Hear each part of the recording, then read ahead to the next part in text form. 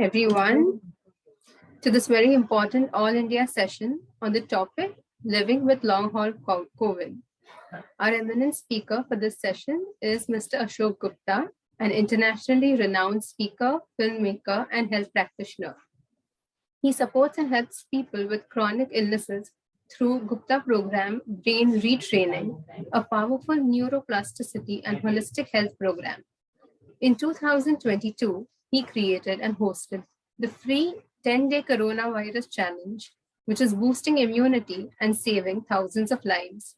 A very warm welcome again to Mr. Ashok Gupta. Before we start the session, I have a couple of important announcements for our members. Firstly, I would like to remind you all about the launch of Dignity Foundation's new logo and brand identity this month. And we conducted a successful social media launch. And as you can see, many of our staff members are proudly sharing their WhatsApp profile pictures wearing the new logo. Our new website design is also live at dignityfoundation.com. On this website, we have enabled domestic and international donations that can be made once or recurring as per the donor's preference. And a distinct green donate button is added to the website's header for easy access to the viewers. After our session today, I request all our members to log into the website and have a look at the latest program information. Thank you once again, and do enjoy this session on Living with Long Haul COVID by Mr. Ashok Gupta. Sir, over to you. Great, thank you for that kind introduction. So to give you a bit of background to myself, as from the introduction that you received, I have spent the last 20 years helping people with chronic illnesses. So the chronic illnesses that I have treated include chronic fatigue syndrome and another illness called fibromyalgia, which all show very similar symptoms to long haul COVID. Yeah. And before we start, so I can just get an understanding, if you think that you do have long haul COVID, can you just raise your hand in terms of, have you had the infection and you are feeling symptoms afterwards? You just raise your hand so I get an understanding of who here feels that they are suffering from long-term symptoms of COVID.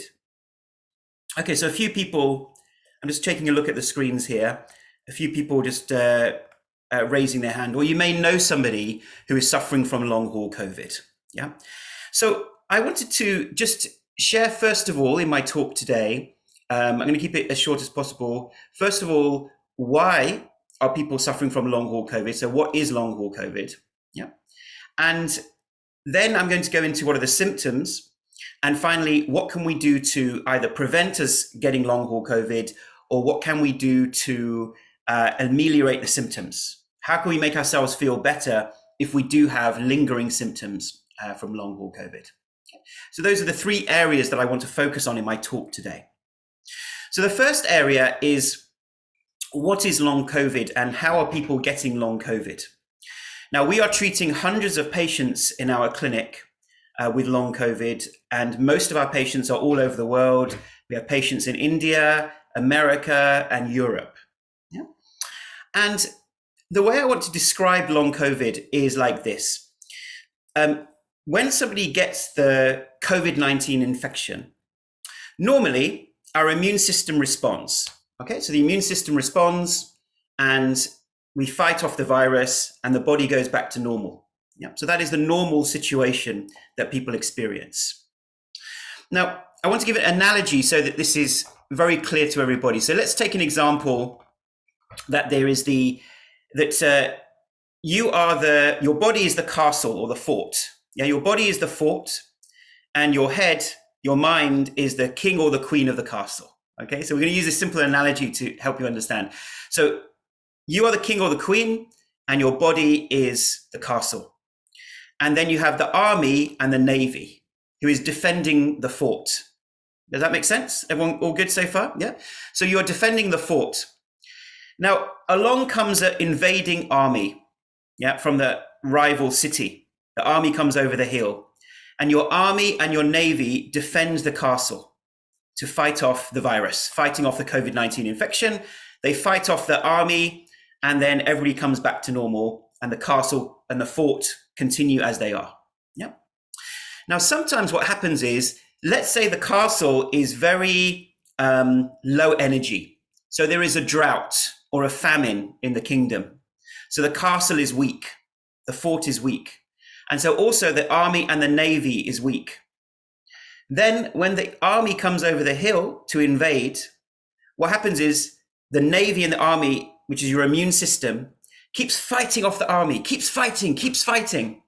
And it only just manages to defeat the army, the COVID-19 infection. It manages to fight really hard and it gets rid of the infection. But now the fort and the army and the navy is traumatized. What that means is they become very scared that, look, this army came, we only just managed to fight it off, and there's a risk and a danger. So now the army and the navy say, we will continue to be on red alert, ready for the next army to come over the hill. Yeah? So now, even though the COVID-19 infection is gone, the body is still responding in the emergency, as if the COVID-19 infection is still present, is still in the body. Now, does that make sense? Yeah, give me a thumbs up if that analogy is making sense. Yeah. And so this is what is happening, we believe, in the COVID-19 infection. And if I just share with you specific brain structures which may be affected, from our research, there are two brain structures, the amygdala and the insula. Yeah, so those are two brain structures which may be involved in creating this learnt response. Yeah. And another analogy would be that if a rabbit goes into a field and it sees a cherry tree and a fox, yeah, it will think, oh, anytime I go into a field where there is a cherry tree and a fox, then I will be in danger. So then when the rabbit goes into the next field, which is just a cherry tree and no fox, it still responds as if there is a danger. Okay. So the brain gets stuck. It's called a learnt response. It gets stuck. And now, what are the symptoms of long haul COVID? Well, we find that between 10 to 20%, let's say between 5 to 20% of patients who get COVID-19 infection, they go on to having long-term symptoms after 8 weeks. Now, that is not to worry anybody, so we shouldn't have that in our mind. Most people recover very well. But a small percentage of people go on to having these long-term symptoms. And the main symptoms people experience are fatigue and exhaustion is one of the main symptoms. They also experience ongoing immune response. So that means they have swollen glands, they have sore throats, yeah, they have slight fever in the body that continues. Some people find that they have breathlessness and coughing as well. And sometimes that is related to scarring in the lungs, and sometimes it is not. So long COVID is not just where there is obvious inflammation in the body. It could be other reasons. Then some of the other symptoms are bowel problems. So people get stomach issues, difficulty visiting the bathroom, etc. Irritable bowel syndrome, and then pain in the body can be a symptom. And they have identified over 100 little symptoms that come depending on the patient. So no one patient has exactly the same symptoms as another patient. It tends to be very different. And so this obviously creates a lot of suffering in the patient. And many patients, they can't go back to work. They can't do basic things. And for a lot of what modern medicine is doing, they will say, okay, your body is exhausted, but we need to push your body to get back to normal. So some doctors around the world are prescribing paced exercise or movement or just continuing with life. But that is making the symptoms worse. Yeah. So if you or anybody you know has got long COVID, it's very important that you make sure that there is adequate rest. That is the number one thing that I say to people is, if you have long COVID, rest. The second thing is that, of course, to make our immune system come back to normal. Yeah. And so using our analogy, the army and the navy is still fighting. They're still fighting this invader they think is still in the body. What's really important is to have a very good, healthy lifestyle. So that is all the things we already know, eating good, healthy, fresh food, which I know, with the Indian diet, which I many times during the week, most times during the week, I will be eating Indian food. So we know that Indian food has obviously very good nutrition, and things like haldi, which is an anti-inflammatory, is very good to fight off the excess inflammation that may be occurring. So regular haldi, spoons of haldi each day are very powerful. So we want to reduce the inflammation in the body by eating a good lifestyle, getting plenty of sleep and plenty of rest. Yeah. Now that sometimes can help patients recover from long COVID. Thirdly, what we know is that things like meditation are very powerful. Yeah. And this is going back to our own roots in India in terms of where these techniques and tools came from, is that regular meditation is known to be very powerful at strengthening the body as a whole and the mind as a whole. But specifically, science has shown that when we meditate regularly, about 30 or 40 inflammatory genes are actually switched off in our body. So meditation has that incredible power to reset our immune system and our nervous system. Yeah. And this isn't just, I meditate once and then it's done, finished. This is about a regular program of meditation, ideally morning and evening.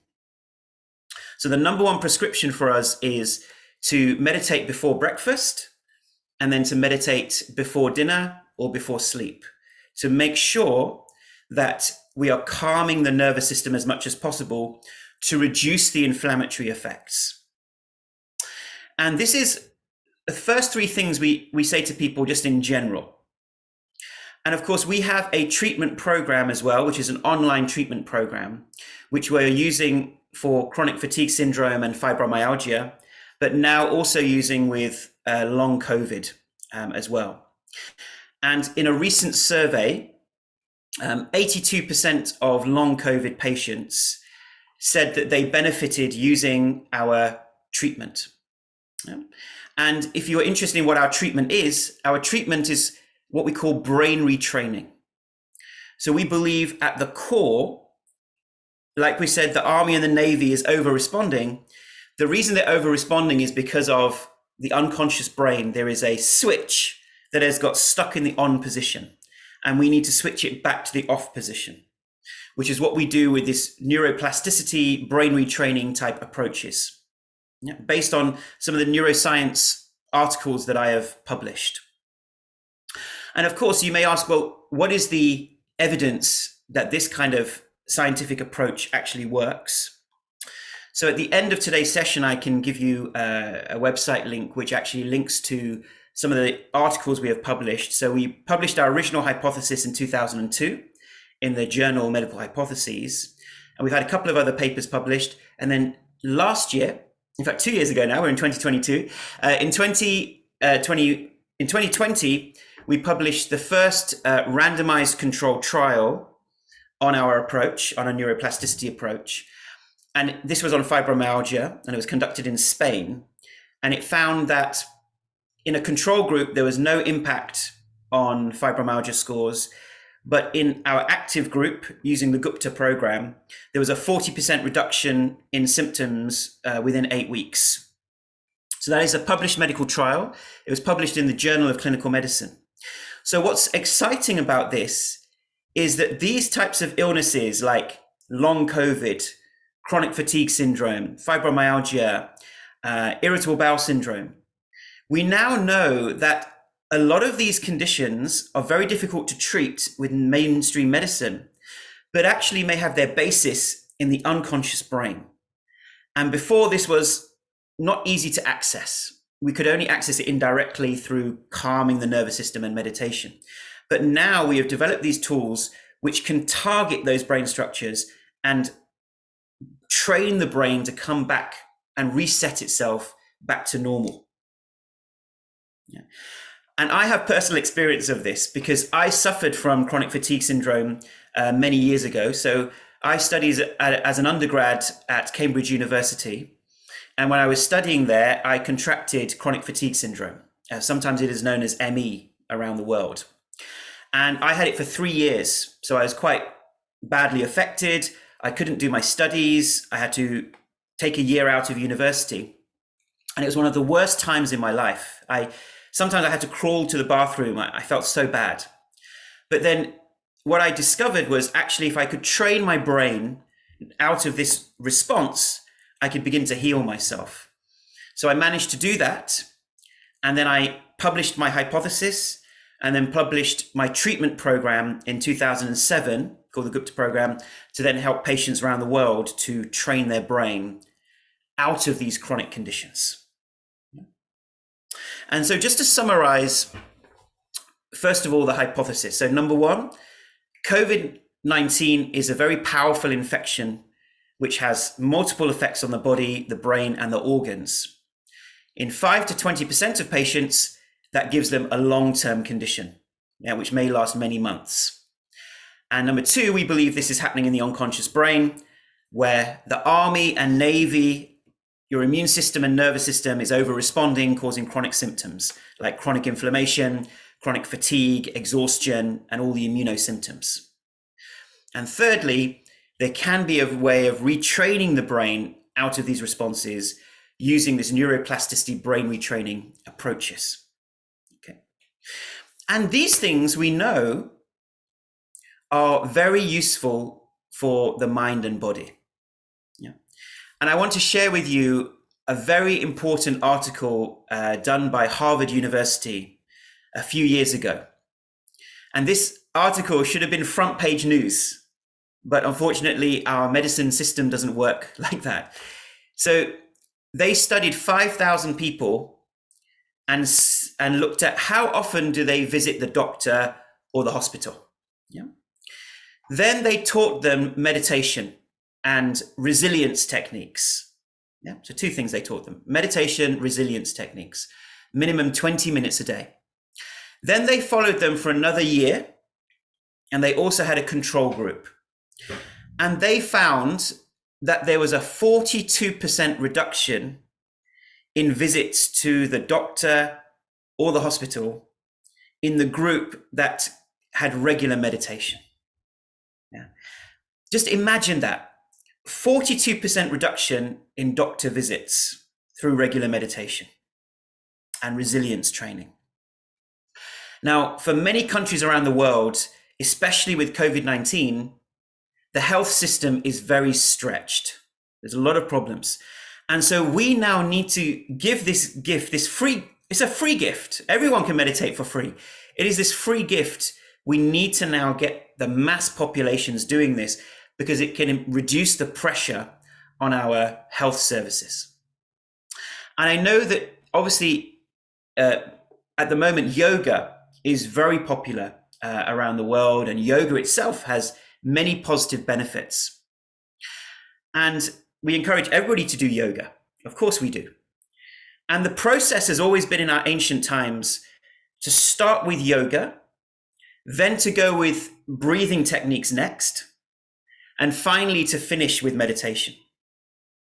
So meditation is the culmination or the climax of our meditation and breathing techniques and is the most important step. But sometimes in different yoga traditions, there is yoga and there is breathing, but not so much emphasis on meditation. But the scientific literature is very clear that the conclusion of yoga and meditation, yoga and breathing, the conclusion is meditation, and that has the most powerful effect on our immune system and our overall health. And I can share with you afterwards, different studies that have been done. We've studied over 100 to 200 research papers which have been published on meditation around the world. So once again, in summary, if you yourself or somebody you know is suffering from long COVID or chronic fatigue or these kinds of symptoms, I would advise that you take plenty of rest, that you don't push yourself, that you meditate morning and evening, and obviously have a good diet and plenty of sleep. And if your symptoms continue and become chronic, then I would think about looking at a brain retraining program like ours to help you get back your health. And we here at the Gupta program are working with researchers around the world to prove the efficacy of our treatment in larger trials. Yeah. And so until we get a large scale medical trial, we give a 1 year money back guarantee on our treatment. So somebody can use our treatment for 1 year, and if no improvement, they can send it back and they get a refund for that, no questions asked, because we think that is the right way to do this if we don't have large scale clinical trials. We have small trials, but not large trials. So we are working on that with Finland and with America at the moment. And so I think that if you or anybody is suffering from this, when it comes to COVID-19, our first priority is try to reduce our exposure to the COVID-19 infection. And if we do get COVID-19, the second thing is we must rest. Some people are seeing the COVID-19 infection as, oh, it's not that dangerous. I can still continue to work. I can exercise. No, when you get the COVID-19 infection, number one priority is we must completely rest. And thirdly, if you then rest, don't rush to get back to work or rush to get back to exercise. Because in our experience, the patients who have got the worst symptoms of COVID-19 are the ones who rushed too quickly back to work and didn't give the body adequate rest. So that's if you get the COVID-19 infection, please make sure you rest, meditate, etc. And if you still have symptoms after 8 weeks, 12 weeks, obviously you must see your doctor to explain everything to your doctor, and then look at some of the other things I have talked about earlier today. Okay, great. So I'm sure that we may have questions that people may have about COVID-19, about long haul COVID, and I'm happy to answer any questions. Mr. Joshi, is that what you would like to do next in terms of our presentation today? Yeah. Yes, we can have now question and answer session. Yeah. Okay, thank you.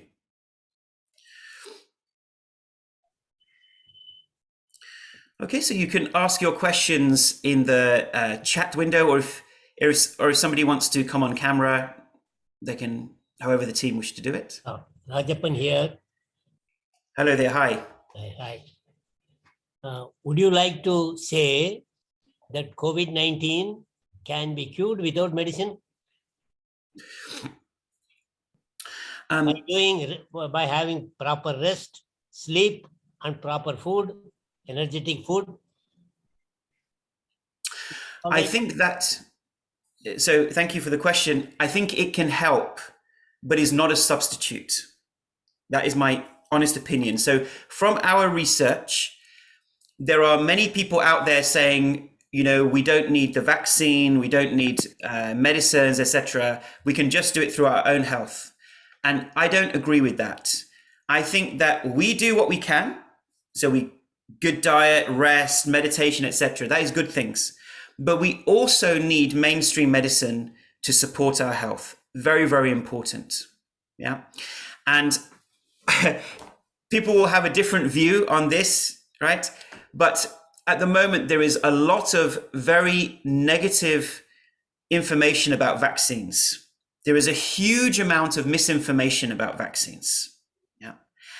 And I can only share my view. I talk to many doctors here in the UK. I talk to many vaccine experts as part of our research. And from my perspective, these are all good people really trying to help and reduce the impact of this pandemic. So I do encourage, from my perspective, people to speak to their doctor, take the vaccine where you can, and any medications that your doctor prescribes, because there is a huge amount of misinformation on the internet, about this. Okay, someone's just asking about the web address, so I'm just going to put the web address in the chat. So if you're interested in our program, the Gupta program, you can see a link on the right-hand side in the chat window. Hello, sir. 1 second. Can Yeah. I ask one question? Does it mean with medicine and the other meditation, rest, sleep, everything will be very useful and very positive and also effective? No, More I effective think than only medicine. I think there is some confusion about it. It is not about the treatment for COVID. It is about the after effects after you get cured of COVID and you have some problems. As I understand this, you think that it is not biological disorder, but it is something of a psychological disorder, which can be set right by meditation or self-hypnosis, auto-hypnotic suggestions, or somebody helping you like a psychoanalyst or somebody just telling you, no, don't fear, the kind of thing. Okay. Is that your focus, sir? Very good question. This is a very, very important point that you have brought up. In mainstream medicine splits everything into physical and psychological, right? Doesn't it? It says, okay, if it's a physical thing we can measure, it is mainstream medicine. If it is something in the mind, we call it psychological. I want to share with everybody that this is one of the biggest mistakes of modern medicine, is to separate those two things. Because actually our nervous system is both in our brain, which is both psychological, and the nervous system is physiological because it connects to every cell and organ in our body. So this is an artificial separation that modern medicine has got stuck into. And so our hypothesis, which I can share is a published hypothesis, is not saying it's psychological. No, this is not, long COVID is not a psychological condition. It is a real physical condition with real physical symptoms in the body, inflammation in the body, and physical effects on all the organs. So we know that in many conditions, there is excess inflammation in the lungs as well, that continues. What we are saying is that the brain gets stuck in this kind of response. It's a physical response. Oh, is people saying they can't hear me? Can you hear me? If you give me a thumbs up, you can hear me? Yeah, you can hear me. Okay, great. So this is a physical illness in the brain. The brain is part of our physical body. And in the unconscious brain, the immune system is continuing to respond out of control. But we have created neuroplasticity brain retraining techniques, which would not be purely psychological. We wouldn't call it psychological techniques, but brain retraining techniques to be able to shift the immune system to reset itself. Yeah. And I give you an example of this. It's neurological learning systems. Has anybody heard of phantom limb pain? I don't know if anybody has heard of phantom limb pain. So what happens is many soldiers who came back from Iraq and Afghanistan, many soldiers had amputation on their leg. Yeah.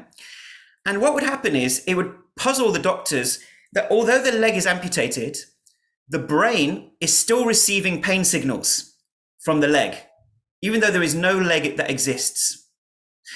And what doctors found was that they were able to use neuroplasticity, brain retraining techniques to train the brain to recognize that this leg is no longer exists. And therefore we can close down the pain signals from the leg. Yeah. So you cannot call that a psychological technique. It sits in the middle between physiology and psychology. It sits in the middle. It is a brand new branch of medicine that we are calling neuroplasticity. The ability to shift our physiological body through the power of not the mind, but brain retraining and neuroplasticity. And so this is a very new, exciting area. And we believe that 70 to 80% of illnesses may now be helped, I'm not saying cured, but helped using neuroplasticity. So we have had patients who have cured themselves of hay fever, irritable bowel, pain as well. So I don't know if anybody has come and spoken to your group about pain, but many people experience pain syndromes that their doctor can't help with, right? You see your doctor, they prescribe some pain medication, but the pain becomes chronic and continues. Sometimes, once you've taken all the medicines, but the pain is still there, it is sometimes because the brain actually has got stuck in a process of a vicious cycle.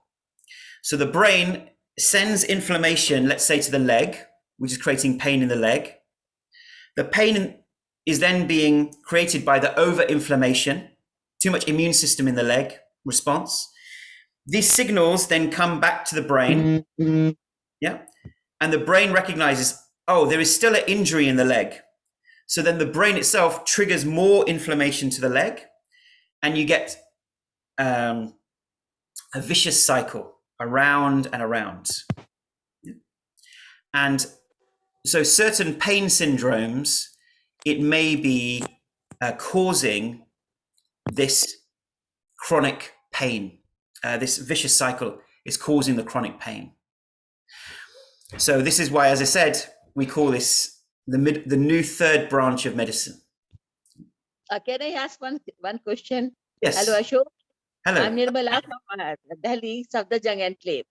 You see, I have seen from my own life that is spiritualism, chanting of mantras and all, it also plays a very, very important role in treating a person. But it all depends on faith.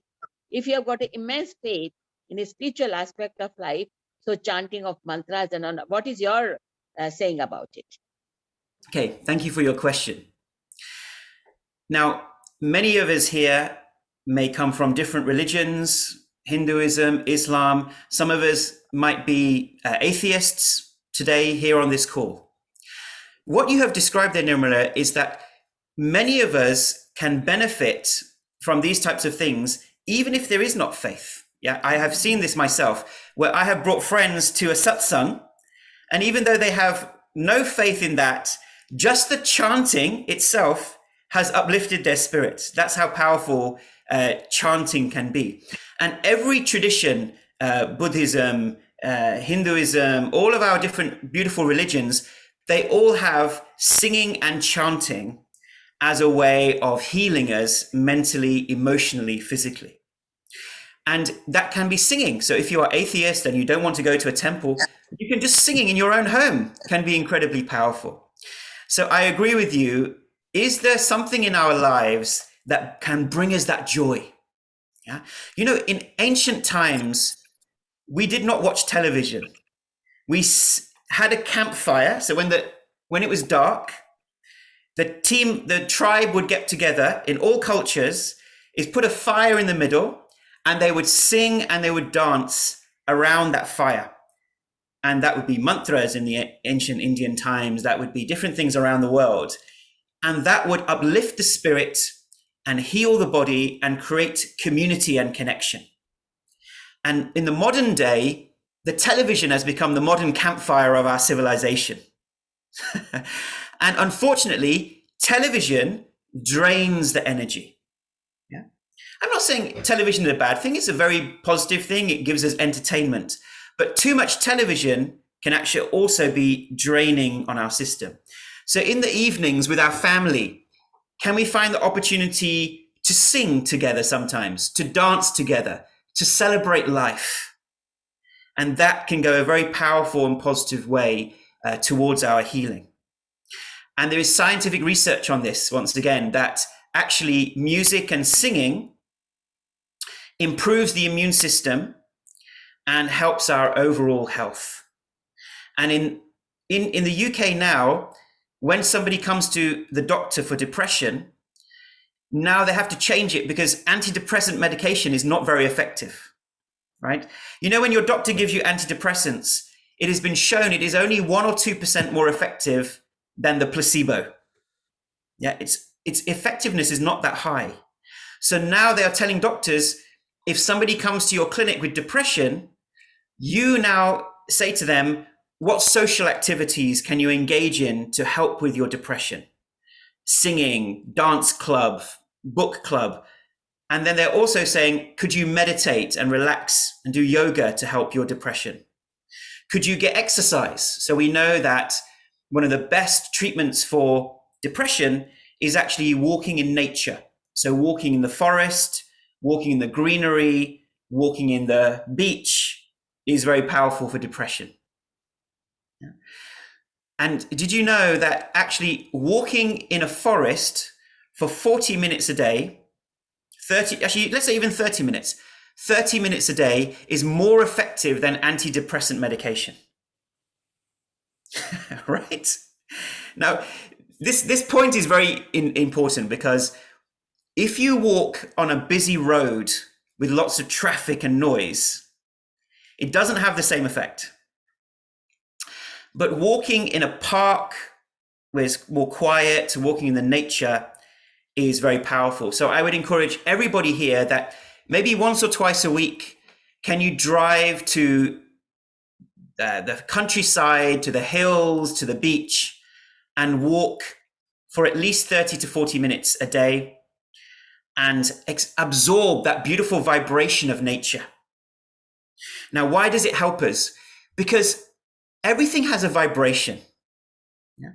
You know, if you walk into a room and two people have had an argument, even though you weren't in that room, you can pick the vibrations, right? If you have that subtle intuition, we can feel that, something bad has happened in this room. There's been some negativity. So everything around us is vibrating at a certain level. And even this is, even for people who don't believe in that, even modern science is saying that ultimately, the way that nature is designed, everything is a vibration. Everything has a frequency. Yeah. Even from quantum physics and superstring theory, everything is based on vibration. The nature of matter is formed by vibration. And when we go to a forest or this ocean, they have the highest vibration. Okay, so walking in the forest or swimming in the sea uplifts your prana, your chi energy becomes very high when you do those types of activities. And your prana is also raised through yoga, breathing, and meditation as well. That is your life force or energy force. Okay. Yes, sir. I am Raghupati from Chennai. Very nice to hear you, all these things which you have told. In fact, what I am telling, COVID is coming only because we have ignored, insulted all these systems of our body, mind, and all, as you said. Now the new system has come, holistic treatment and all. Similarly, what you said is right. See, all you said, rest, the healthy food, then the meditation and your breathing exercise. These are all in the normal course itself. One has to do it because that is the good, healthy system. That shows in the COVID, where all these systems a little bit we have ignored or this. That is why the COVID long lost. Your treatment is good. But what I want to know, in that, whether you are taking particular breathing exercise you are going to tell, or any particular meditation, transcendental meditation is there, other type of meditation. Whether you have got detected any particular meditation for this purpose, particular breathing exercise for this purpose, rest, yes, rest is required because people running after the office, and that is why rest is lost, everything is lost. Then healthy food, there is also one. We have forgotten all good old and Indian system of health. We have gone for fast food, all these food. It is definitely affecting the body and all. Probably in the COVID system, it long lasting only because of this continued ignoring or insulting our system. It goes. I really appreciate. Only thing I want to know, whether these things which are all normally for any purpose is required, whether you have got any particular system for this COVID treatment, or it is you are bringing back into this, because I am doing meditation for a long time. Breathing exercise I am doing, and healthy food only because I am now 80. I am doing healthy food in my own system. I am doing it. All you said you are doing. Fortunately, God forbid, I have not got any COVID and all. But what you are telling is really good. That is a system which naturally one should not insult his body system and all. You are telling advice. any specific that you are bringing it, or those people who are unable to do it in the house and all, come to your clinic and follow you the system like that? Anything there specific? Okay. Yes, thank you. Thank you for your question. So generally, we are prescribing what we call mindful meditations, right? So that can be even transcendental meditation is good.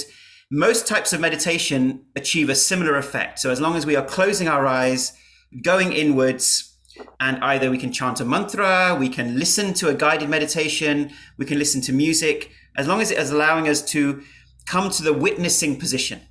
So in meditation, we will have lots of thoughts. Yeah, people say, oh, I close my eyes, I have too many thoughts, I can't meditate.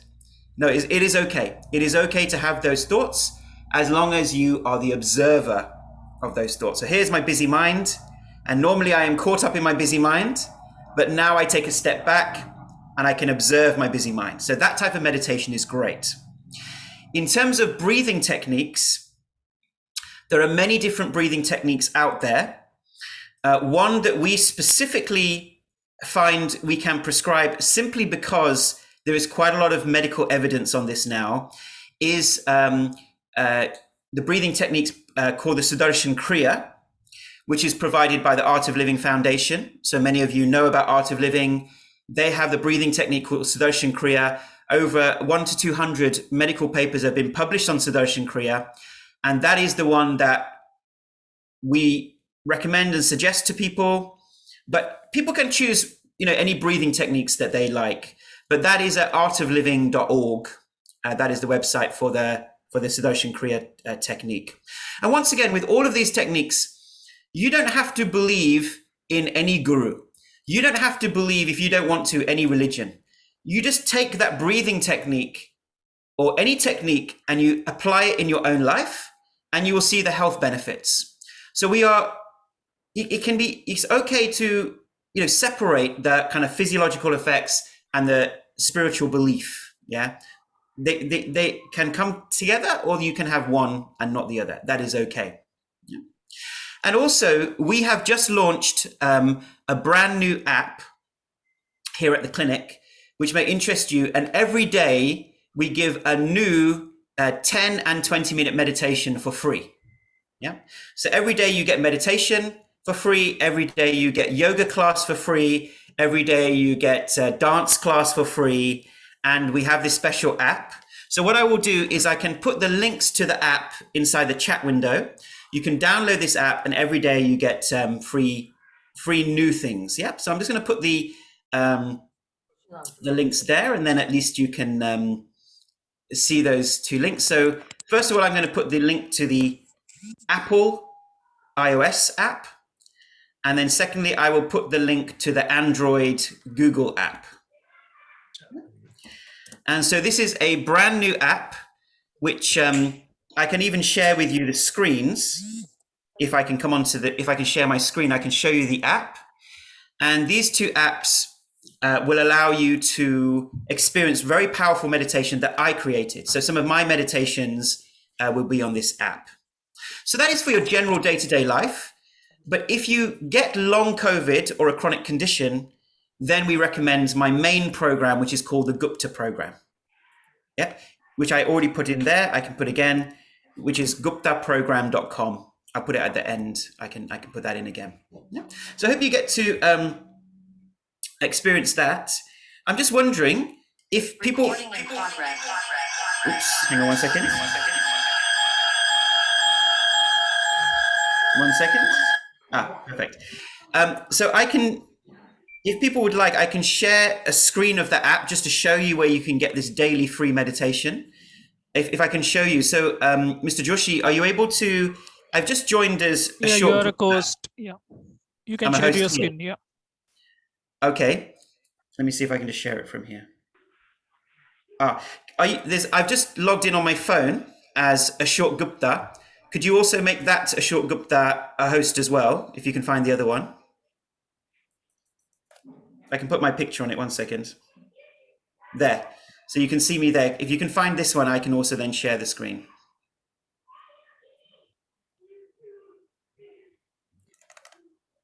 Yeah. Let me see if I can share now. No. Okay, so if you Rajesh, can you, you're a host. Yeah, you can share. I'm host. Okay, perfect.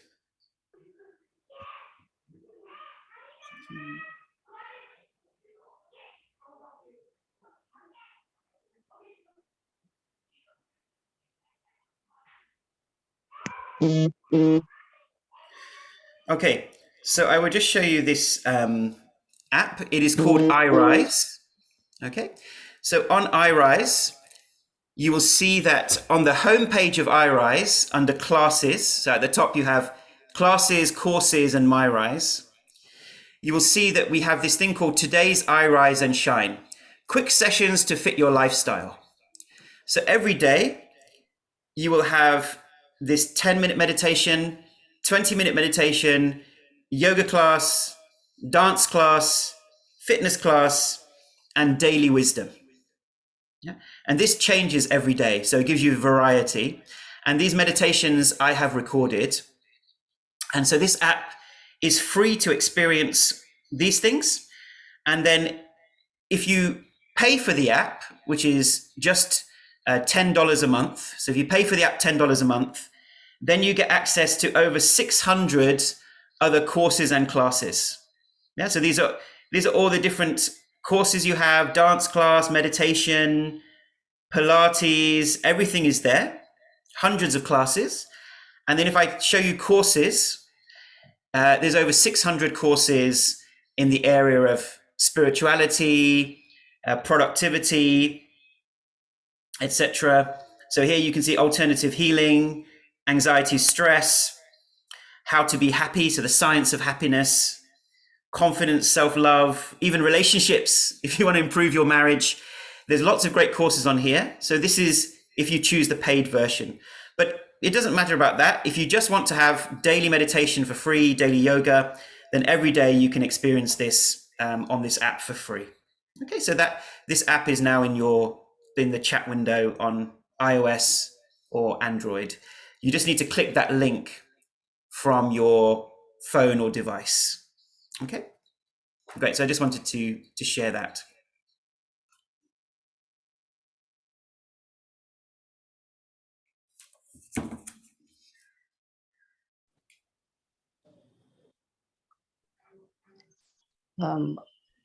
Hello. Fortunately, I am doing the same Sudarshan Kriya only. Very good. Thank you. Good. Thank you for that. Someone is asking, is regular inflammation a result of medication? Just give me 1 second. I'm just going to put myself on mute on here. Yeah, I'm on mute there. Great. You know, what we have to realize is that certainly it is known that medication itself can have an inflammatory effect on the body because it is chemicals. So every medicine is an artificially generated chemical, which when we put in our body, it is designed to help us, and many medicines help us, but it can be that inflammation can result from certain medications. But that I cannot give medical advice. This is something you would need to speak to your doctor about.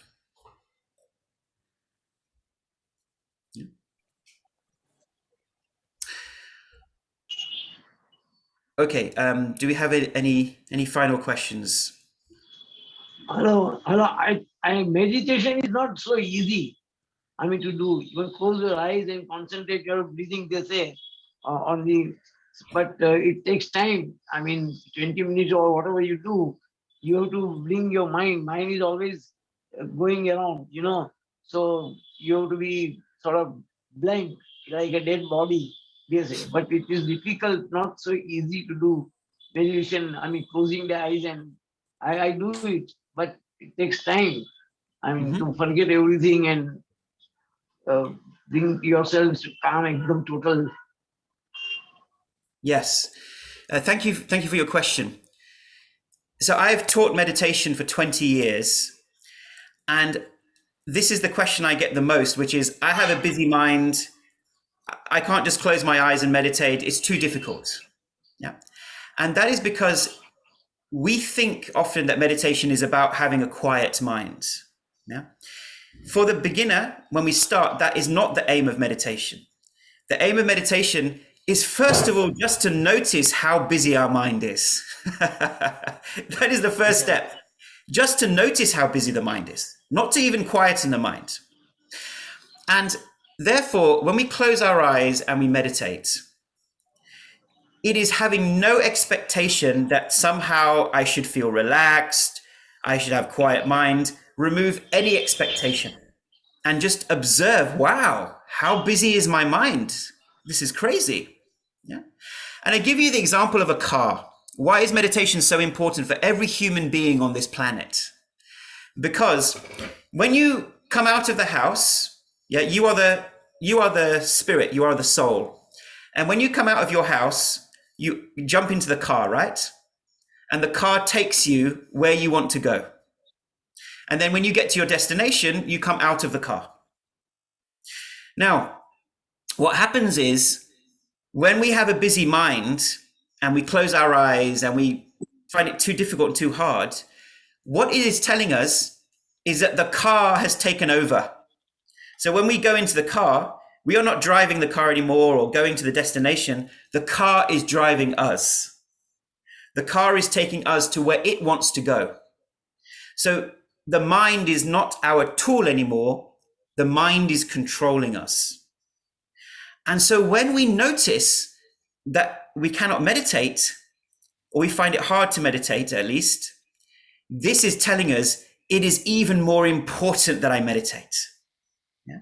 If anybody here can close their eyes and immediately have completely silent mind and no thoughts, then either you are enlightened, right? Or you don't need meditation. But for the 99.9% of the rest of us, when we have a busy mind, it means meditation is even more important for everybody because it is telling us the problem. The fact that we cannot meditate is showing up exactly the diagnosis of the problem, which is our mind has taken over. The car is in autopilot. Like, in the modern Tesla car now, you can press the autopilot and the car just takes you by itself. And that is what is happening. Or for those of you who are lucky enough to have drivers, the driver is going wherever the driver wants to go and isn't taking you where you want to go. So meditation is like a practice. It is a training course. Like when you were younger, how much energy did you put into learning calculus and learning algebra, right? You didn't learn on the first lesson, finished, done. You had to train your mind to understand algebra or train your mind to understand something. This is the most powerful training that we can do in life, is to learn how to breathe properly, how to meditate properly. It is more important than algebra and calculus. So that investment that every day, no matter what happens in my life, I sit down and I do some breathing techniques and a meditation for 10, 20 minutes a day. And even if I find it hard, by the second or third week, it will begin to show the benefits. Yeah. Anything that is good in life is worth the investment. Yeah. It takes time. It takes commitment. If we're going to go to the gym or go for a walk, if we haven't done that for years and we suddenly start walking a mile, 2 miles every day, the body will hurt. The body will ache. But you do that for a week, 2 weeks, 3 weeks, a month, your body will get used to it. So see meditation not as an expectation that something should happen straight away, but meditation is a powerful training course to train the driver of your car to take you where you want to go. Okay? Thank you very much. Mr. Ashok, can I speak? I'm Yes. the one who asked the question about inflammation. Mhm. My question was regarding inflammation. Is it a symptom of some medication we are already taking, or is it a symptom of a disease which has to be treated? That is the question. Right. Now, just so everybody is clear, first of all, let me define what inflammation is. Yeah. Inflammation is when your own immune system is triggered and it creates immune response in the tissues of your body, can be in your skin, in your muscles. It is trying to fight off two types of invaders. One invader is a virus or bacteria, yeah, and second can be any kind of foreign toxin. So that toxin could be dirt, it could be a chemical in your body. Yeah, that's another type of response where the tissue becomes inflamed. Yeah, so when you cut yourself, there's inflammation in the area and pain because the body is putting an immune response to that cut and stopping any harmful invaders from entering the bloodstream at that point in time. So that is what inflammation is. Now, our bodies are designed to respond to the virus or infection or toxin, stimulate the immune system and the inflammation, and then switch it off back to normal afterwards. But in our modern world, because of stress, bad diet, and also pollution is one of the biggest contributors to inflammation that we are seeing. Because of these things, the modern way we live, our bodies is in this background state of inflammation. It's what we call low-grade inflammation throughout the body. And that low-grade inflammation is contributing to so many different illnesses in the world: heart disease, cancer, diabetes. I'm not saying they are caused by inflammation, but they are made worse by constant inflammation. All right. And so what is happening is when we eat healthily, fresh food, eat healthy, exercise, get fresh air, sleep well. So sleep is a big reducer of inflammation. So you need to sleep at least 8 hours a night if you can. The more sleep that we get, we reduce inflammation. So all of these good things reduce our inflammation. But when we put foreign chemicals into our body, like artificial sweetener, for example, or indeed medication, this can also create inflammation because the body is saying, hey, what is this foreign toxin in my body? I need to inflame. Yeah? Now, that doesn't mean we don't take medication. No, we should take the medicines our doctor is giving us. But at the same time, we should look for natural remedies for chronic things. So if we keep getting chronic illnesses like headaches, for instance, and our doctor keeps prescribing more and more and more and more medications, we have to say, what can I do naturally to reduce these headaches? Because I cannot keep relying on these medications. And many of these medications, especially pain medication, it becomes addictive after a while and is not really doing that much. Yeah. So we have to look to natural remedies. So to answer the question, yes, sometimes medication can increase inflammation in the body. So we have to work twice as hard to do all good things. And as I said, number one, meditating once or twice a day reduces inflammation. Number two, sleeping for at least 8 hours a night, getting good deep rest at night, sleeping for longer than we think we need to. Number three, regular walking or any kind of activity or exercise. We recommend for people of this age at least 30 to 45 minutes of brisk walking every other day is a minimum every person on this planet should be doing. Minimum 45 minutes a day, 3 to 4 times a week. And that walking should be where you feel out of breath. Yeah, so not just, I'm going to walk very, very slowly, but just walk at the pace that you just feel slightly, okay, I am out of breath, because that is shown to have the best effect on your cardiovascular system, on your nervous system, and general health. Okay? So are we clear on that? Lots of sleep, lots of breathing and meditation, and the good exercise and activity.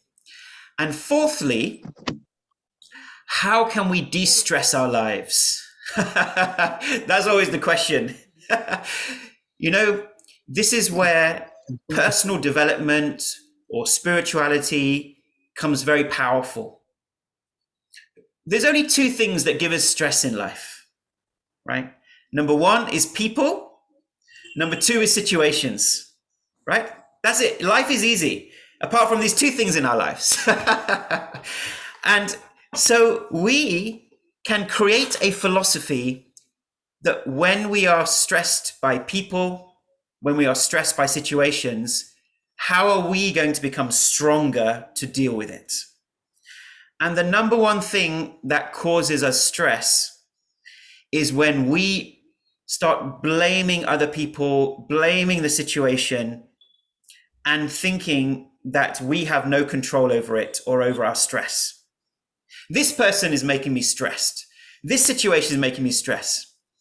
We become the victim and we feel that everybody else is responsible for our happiness and is nothing to do with us. So the number one thing in resilience training is to recognize that stress is our own reaction to the environment, to people and situations. How can we control our own stress? Meditation helps, breathing helps, yes. And just as important is to shift our perspective, to look at how we can change ourselves and not blame the outside world. Because the outside world, and this is just one final secret I want to share with you, which is something that comes deeply from our own Vedic traditions and knowledge, is that every person and situation you meet, believe it or not, is an angel sent to you. And you say, hey, my mother-in-law is not an angel. Or we say, this person in my life is not an angel. Yeah. At the time, it feels very painful and difficult to deal with the people in our lives. But this is simply to wake our awareness up that I have a reaction to this person. I have a reaction to this situation. How can I be more accepting, intolerant of this person? Yeah. Now, of course, that doesn't mean we allow abuse to happen in our lives. If somebody is actually abusive to us, then we remove ourselves from that situation.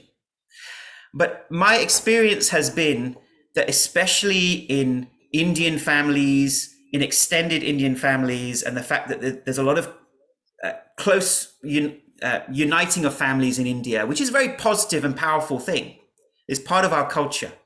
At the same time, it means that we are exposed to a lot more personalities in our lives, a lot more difficult personalities that we have to deal with. And the real skill of life is not to blame that person, but the real skill of life is to say, this situation is an angel sent into my life for me to become aware of my stress, my reaction, my response. Let me take responsibility for how I am acting in this situation. How can I force the other person to change? I can't even change myself. How can I change this other person? You cannot change the other person. Don't even try it straight away. But what we can change is our reaction and our mindset. And that is the only way out of these karmic bonds that we have created with people around us. And when we change, then the other person will change, not before. So we have put the cart before the horse. We say, let the other person change. Because right now I am speaking to you, and everybody on this call has one person in their life that is causing them stress right now, or they think is causing them stress. You know, there was a famous story of a couple, a man went to his guru and said, Guruji, I love everybody. I accept everybody on this planet. So many brilliant people on this planet. I'm such a holy person. I accept everybody. But there's only just one person I can't accept, but that doesn't matter. I am brilliant at accepting and loving everybody. And the guru said to him, right, for 1 year, you don't need to accept anybody else apart from that one person in your life that you cannot accept, right? That one person. So we all have a minimum of one person in our lives that we blame for our stress.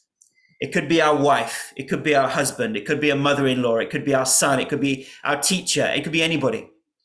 And one of the best ways that we can improve our health is to get to the stage where we are so happy in ourselves, in our inner smile, that this one person doesn't have that effect on us anymore.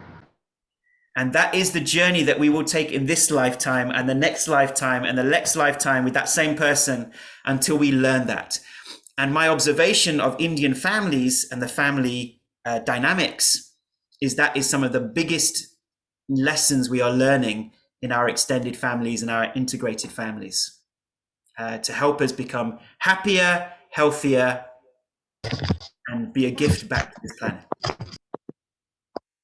Yeah, thank you, doctor. You cleared my doubt. I have one question. This, what is the logo of your app? There are a few apps which are having similar names, but not. I don't find I Rise and Shine. There are Okay. by name Rise and Shine. There are a few apps. Okay, so I'm going to give you the. So if you type in iRise app, then you will find it. In the Play Store. I try.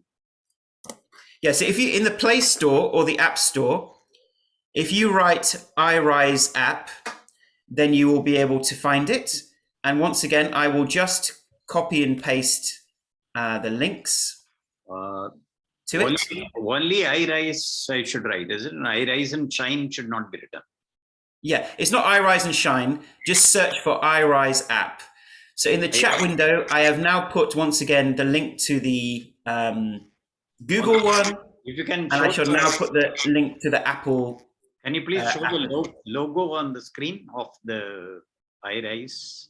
Oh, sorry. I realize I've been sending it to just one person. Okay, here we go. So my apologies. So in the chat window now, you can see the link to the Apple app.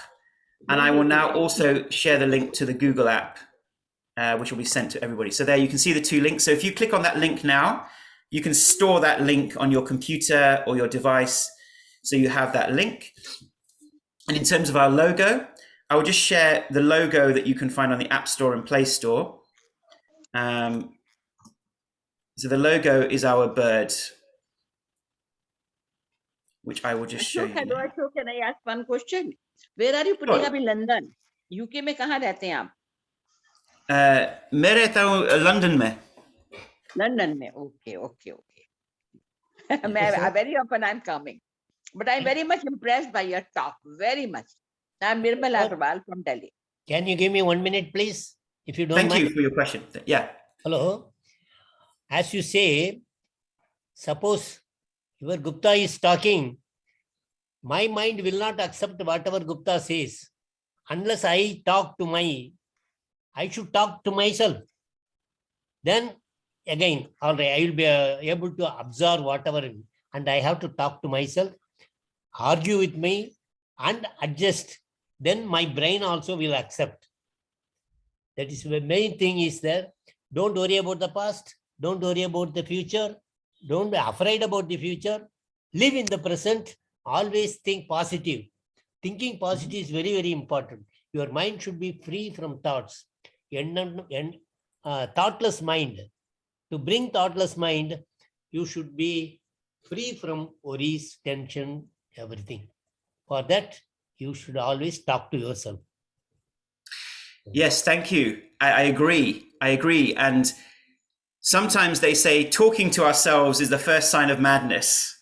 But actually, talking to ourselves is the first sign of sanity. Yeah. So talking to ourselves is the first sign of sanity. Why is that? Because there is two people in our mind. There is the soul and is the driver of the car.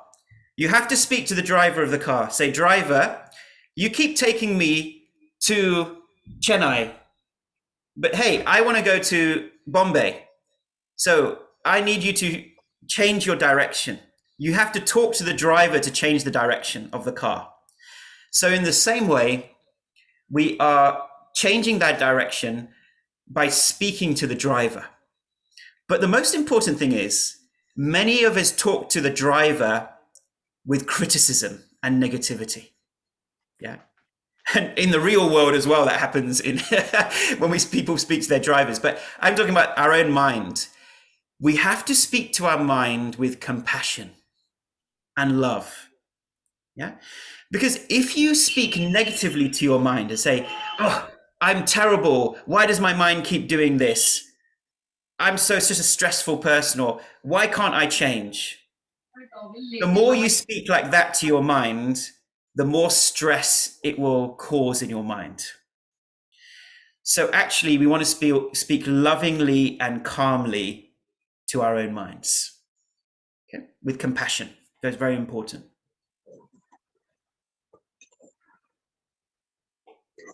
Ashok मेरा बड़ा basic question है my initial question. You see, in this time of corona and all, sometimes you are feel very lonely in spite of the fact, because we were working and all. So what is the way out? I'm asking. Yes. This is really good point you have brought up. So certainly amongst maturer people, that's how I phrase it, not older people, maturer people. Amongst maturer people, then one of the number one risk factors for our health is actually not where we live. It is not whether we take medicine. It is not whether we exercise or not. Do you know what the number one risk factor is? Loneliness. Yeah. This has been shown time and time again. Loneliness is a big risk factor for our health. And loneliness doesn't just mean, oh, I live by myself. We can feel very lonely even if we are surrounded by people. Yes. Loneliness is a psychological experience where we feel that we cannot talk and share our deepest concerns with the people around us. Yes. And so that number one factor of, if we feel lonely, reach our hand out first. Because how many millions of people on this planet are saying, I feel lonely, I feel alone, I have nobody to talk to. So how can we ourselves make the effort to reach out to people around us? And the best way of relieving our own loneliness is to relieve somebody else's loneliness. Yeah. This is the karmic cycle. When we feel lonely, there are children on this planet who need somebody to speak to. There are elderly people in a home who need somebody to speak to, right? And in certain situations, they've created this mentorship program where an older person living in a home will mentor a teenage child, right? To relieve each other's loneliness. So if we feel lonely, let's recognize that and reach our hand out first and find people to connect with. There are so many lonely people on this planet. So you go and help, or if we go and help somebody else who's feeling lonely, it will come back tenfold to us. And that is the secret. That is the way out of this. बहुत सुंदर अशोक, बहुत अच्छा बोले बेटा. I said so well. I'm so much impressed. I'm really. I have a small question, very small. Ashok, hello. Hello. Hello. A small question. Whatever simple things you have said very nicely regarding taking rest, then yoga, then breathing, meditation, and medication, or walking and medication. These are not only true for COVID, but true for any disease, I believe. Is it true? Yes.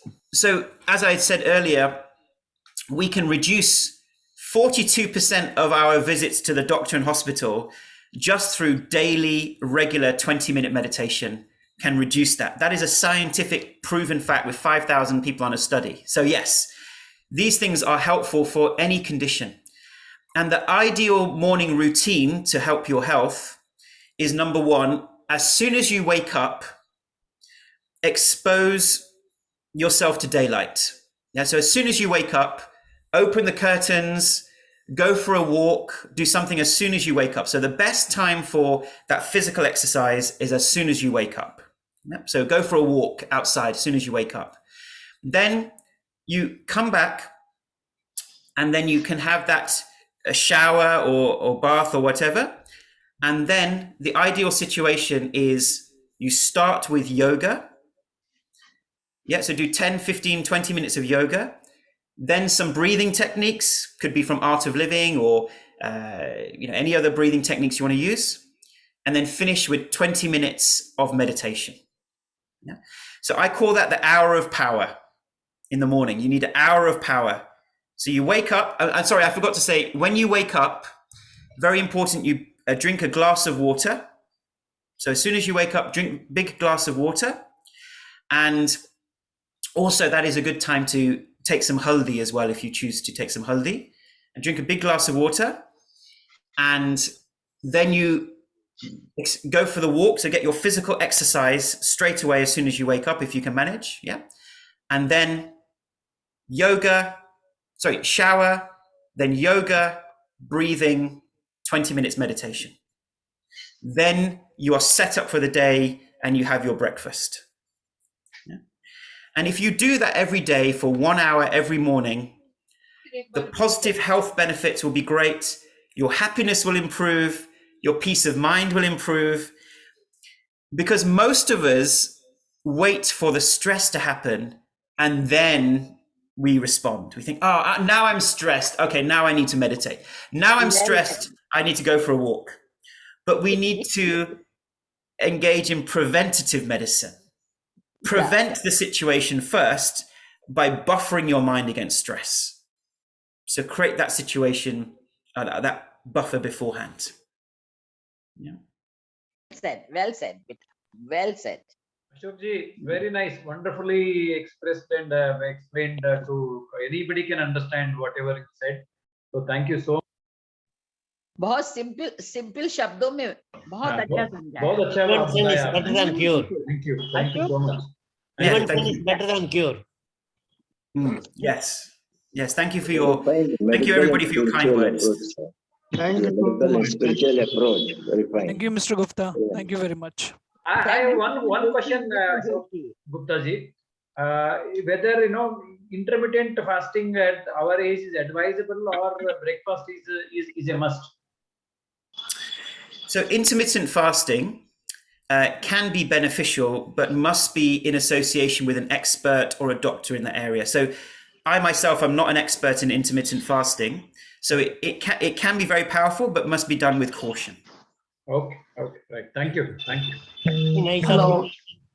Gupta, Can I ask one question? Can I very ask one nice. question? Beautifully done. Yeah, we have Madhu. Madhu, you want to ask a question? Mr. Ashok, I just wanted to know if you have people surrounded by negativity, the people of negativity, how would you change them into the positivity? Because generally क्या होता है कि वो उसी में रहते हैं, negativity में ही रहते हैं. They always find themselves in a negative mode. No matter how emphasis you make to learn them to be positive, but they think that no, it is not possible. उनको कैसे change किया जाए? How can we change them? Change them. That's a question I get regularly is how can I change them? Yeah.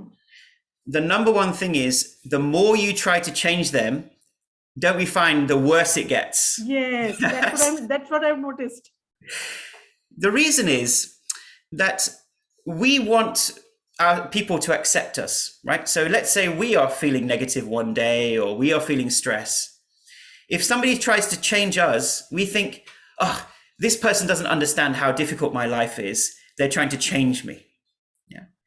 So first and foremost, even ourselves, if we're having a bad day, we want people to accept us for who we are, even if we feel negative or we are behaving negatively. Yeah. And so if you have 2 bowls of water, yeah, one bowl is a muddy bowl of water, one bowl is a clean bowl of water. Now, the muddy bowl, you cannot change the muddy bowl of water. You cannot say to the muddy bowl, remove the dirt. It is already dirty. It's nothing you can do. But what you can do is if you maintain your positivity, the only way you can change the water in that bowl is by pouring more clean water into the bowl, which dilutes the dirt.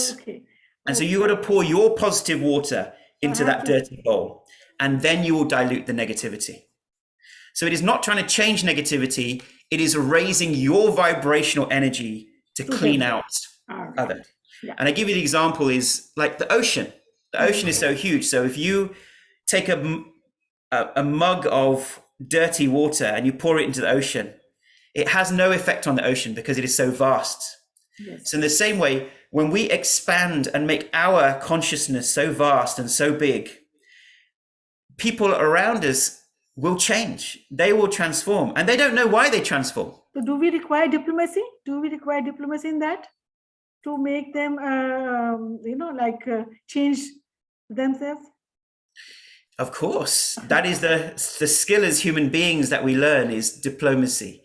Look, our unconscious mind is very reactive. So if somebody behaves a certain way, our instant response is get angry, shout, put them down, criticize, and tell them what they're doing wrong. Right? That is our instant urge. In the moment that that urge happens, we want to pull back from that urge and take some time away to settle ourselves down. You cannot fight negativity with negativity. So if that negative bowl of water is dirty, you then make your bowl of water dirty and pour your dirty water into that dirty water. It's making the situation worse. You double the problem. So when somebody else is being negative, it is our time to keep our water clean. Yeah, so we can maintain that cleanliness. And we do that through our daily meditation and yoga and all of these types of things to maintain our vibrational energy. And that helps us to accept that person. And by accepting that person, we then are better able to shift that karmic energy between us and move forward. Now, in some instances, if we find that tricky, it can be useful to minimize our exposure to people who bring down our vibrational energy. But it is not a long-term solution because all of us will be exposed to people that we perceive as negative. What we forget to remember is we ourselves are sometimes negative. As well. Thank you so much. Thank you. God bless. Hello. Can I ask a question? Hello. Hello. Ashok. Hello. Yeah, I think we have. Is it? I've Ashok, been walking. Hello. I've been walking for the last so many years and go to the garden. As you say, you can go to the garden. The atmosphere is different, very cool, calm, all. And I am going to the garden with beautiful scenery and birds' voice and all. But because of this fear now, they say this Omicron, I stopped going from today, even for a walk. Otherwise, I used to go every day for a walk for 30, 35 minutes in the garden, then relax. As a meditation I did. But now, today onwards, I said, no, I will not go because something happened. I am alone at home. So something happens to me. Is it more this thing? Your walk is more important or this thing? And I today heard on the radio, when the smog is there, this thing you should not go out because the toxins are there. And so you have a lot of water to remove the toxins. So whenever there is smog, don't go out for a walk, even in spite of the fact that you are a regular walker. Now that is apart. This is today only I heard. But because of this, this thing is there. I must take care of myself. So what do you say? Sure, of course. And I think that you have to take the appropriate precautions when you are walking outside because this is regular inflammation can occur from the pollution as well. So we need to avoid that. In terms of COVID-19 infection, we all know that the chances outdoors is that the risk is reduced outdoors compared to indoors. But if we want to be careful, even if just walking around your own garden, you can do that. Just a physical activity. And if the worst case scenario, you can't walk outside, even just walking around your house, right? So here in London, it rains a lot. So sometimes I can't go for my walk. So sometimes I will do my work phone calls while just walking around my lounge for an hour, walking around the lounge. So even that is something, we have no excuse. We can still walk in our own house and get our steps in and keep up that exercise. Yeah. Sir, can we walk on the terrace? Yeah. Sure. As long as it's not too polluted, you're not feeling any pollution, then so as long as you are physically walking, that is giving the good effects to your body. Go out. Is it safe to go out? Just for a walk. I don't do any other activity. Is it safe for me? I'm 85 years old. And that way I can walk, no problem. I can, my walk is very, I can take a good walk, brisk walk. Not so. My question, I would say walking is beneficial, and also side by side, some kind of stretching activity is very important at that age. So yoga can be very good because you see, as we get older, there are two types of activity which is important. The first is the cardiovascular activity, which is raising the heart rate and the circulation. So that is one type of exercise. The second type of exercise, which is very beneficial for our maturer audience, is strength exercise, strength training. So we need to keep our muscles strong, and things like yoga and Pilates, they enable the muscles to also become stronger, yeah, and reduce muscle wastage. So strength training has to be combined with the physical activity. Yeah, and something which is also very powerful for mature people is dancing. So dancing has been shown to give us both the strength training and the cardiovascular, and also coordinating with the brain, coordinating the dance movements can be very, very good. okay. Good. Okay, so we're going to wrap up our talk today. So thank you for inviting me here. It's been really enjoyable to share my experiences of COVID-19, and then also to listen to your very interesting questions. And as I said, if you yourself or somebody you know suffers from chronic fatigue or COVID-19, long COVID infection, then we recommend the Gupta program, which is guptaprogram.com. And if you just want to meditate each day, then you can download the iRise app. And if you don't want to use app, then in the chat window, I have given also the web address, so you can do it from the website, which is iriseapp.com. I've put that in the chat window as well. So you can, if you don't want to bother with the app, you can just go to that website. So thank you so much for Dignity Foundation for inviting me. And yeah, over to the representatives from there. Thank you so much. Thank you so much, Mr. Gupta, for your insightful and informative session. It was a great session to hear him speak about his expertise, his knowledge on the subject with all of us. And it was definitely an informative and a very engaging session. And thank you so much for answering all the questions of our members. So we really value your time and your effort to conduct the session for our members. And thank you once again to all the members for joining us and your active participation, for engaging so wonderfully with Mr. Gupta. And I'm sure all of us have learned very valuable things today from this session. So thank you once again and have a good evening. Thank you. Thank you very much. Thank you.